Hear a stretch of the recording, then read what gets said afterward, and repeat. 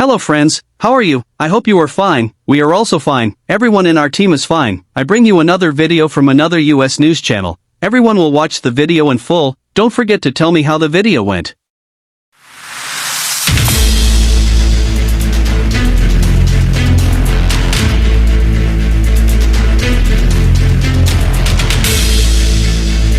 Start with breaking news tonight. Donald Trump says that world peace is at stake over Greenland.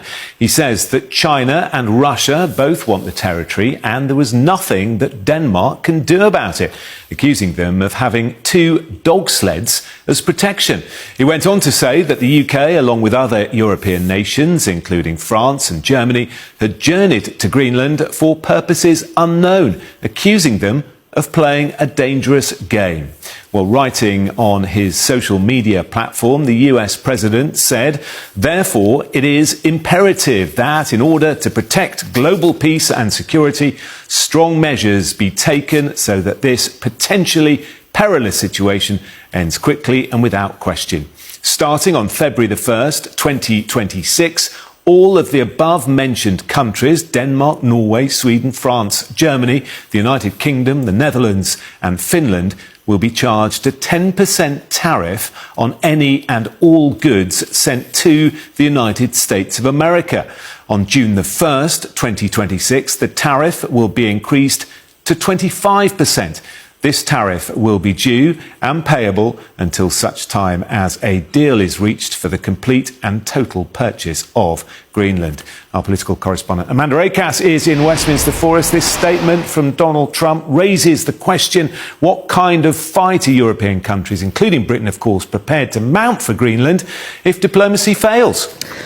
To be honest, it's a bit of a disaster, I would say, for Sir Keir Starmer and the Labour government, who have staked so much on developing this supposedly close special relationship with Donald Trump, but also are torn with their desire to maintain that relationship, but also stand up for NATO and to stand up for a very close European ally in Denmark. And what we've seen in recent weeks, ever since Donald Trump started once again to begin talking about Greenland and how he wanted to take it over, either by some kind of invasion or through a purchase. Sir Keir Starmer has spoken to him on the phone several times and talked to him about how he recognises the importance of increasing security in the High North. He's then gone away to European allies, had phone calls with President Macron of France, Chancellor Merz of Germany, in which he's told them it's very important that we all work together and increase security in the High North. Just this week, we've seen Yvette Cooper travelling to Scandinavia to try and reinforce this message. And then the rather bizarre spectacle of the UK announcing it's sending just one military officer to Greenland to take part in a reconnaissance exercise as part of a big group international NATO training deployment there, which is yet to be unveiled, which is something that was announced this week. Now, it seems that it's this that Donald Trump might be referring to when he kind of lists all these countries going to visit Greenland, but says that's for purposes unknown and they're playing a very dangerous game. Seems remarkable that the US wouldn't have been kept informed of what the Europeans were doing there, given the whole point of that was trying to demonstrate to Donald Trump that he doesn't need to take over Greenland in order to ensure its security, that the Europeans and the rest of NATO are prepared to do their part to step up and help protect Greenland. But the message in this is very aggressive towards the UK and indeed all those other European partners listed within his statement. And the economic impact of tariffs, of course, is also something that no government would want, let alone a government that has put economic growth front and centre of what it's trying to achieve. Now, the UK already has a 10% tariff on most goods imported to the US under the initial round of Donald Trump's tariffs, which at one point were a lot higher and then were kind of reduced. So we're slightly unclear as to what exactly this would mean, but he's saying that from June, that 10% would increase to 25% unless he gets his way and is able to fully take control of Greenland going forward. Now, clearly, we know Donald Trump has a strong track record of using tariffs as a way to get his foreign policy ends and bring people to the negotiating table and really try and show the European leaders he wants them to sit up and listen.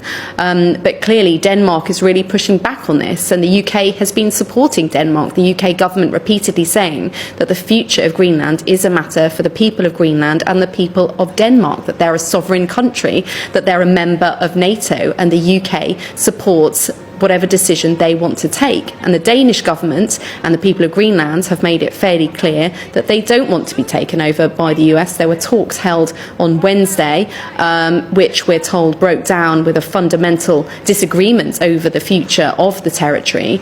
A working group has been established to try and look at ways forward, but clearly this latest statement from Donald Trump suggests he doesn't think he's making the progress he wants to see, which really raises the spectre for all of these governments of a big dilemma to come. What do they do? How can they possibly stand up against the might of the United States when it's trying to force through such a huge foreign policy change? The Prime Minister of Denmark has previously said this would lead to the destruction of NATO, and certainly it would be a huge schism. Donald Trump says he needs Greenland in order to set up a missile dome protection system over it, but currently the US already has the right to put US soldiers on the territory of Greenland, and I think there's a real pushback from the Danes about the nature of the threat that he is describing there, but this is yet another announcement for Donald Trump which has really rocked the global world of diplomacy.